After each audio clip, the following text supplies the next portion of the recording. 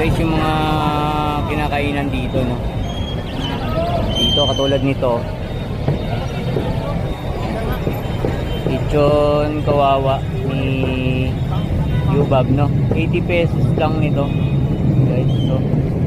Saka yummy bellies, no? Lechon kawali naman with hot rice, no? 80 pesos din.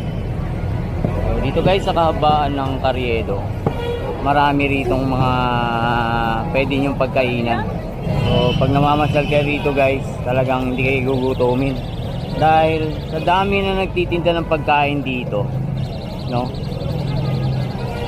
Yan, katulad nyan, siomay. Idol, magkano dyan? 50. So 5 piraso.